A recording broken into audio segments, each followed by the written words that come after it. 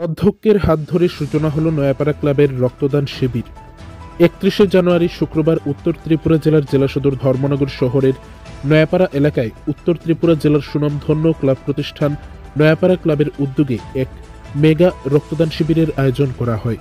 উল্লেখ্য, ধর্মনগরে রক্তের অভাব দূর করতে ধর্মনগরের বিধায়ক তথা রাজ্য বিধানসভার অধ্যক্ষ বিশ্ববন্ধু সেন ধর্মনগরের সকল সামাজিক সংস্থা, ক্লাব প্রতিষ্ঠান সহ অন্যান্য সংস্থাকে ডেকে এক বৈঠক করেন কিছুদিন পূর্বে, যেখানে কিভাবে রক্তের অভাব দূর করা যায় এ ব্যাপারে সকলের সাথে কথা বলেন তিনি।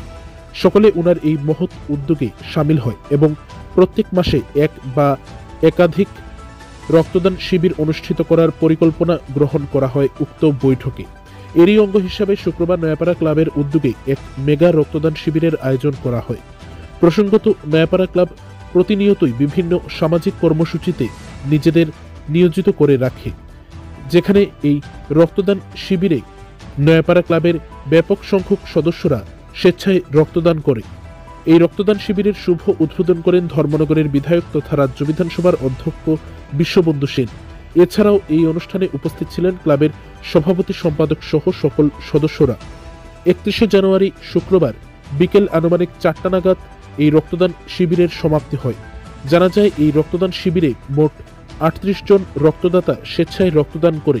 অনুষ্ঠানে অধ্যক্ষ উপস্থিত সকল রক্তদাতাদের সাধুবাদ জানান রক্তদানের মতো এই মহতী কার্যক্রমে এগিয়ে আসার জন্য। পাশাপাশি উপস্থিত সকলের সামনে রক্তদান শিবিরের গুরুত্ব প্রয়োজন সম্পর্কে বিস্তারিতভাবে আলোচনা রাখেন তিনি।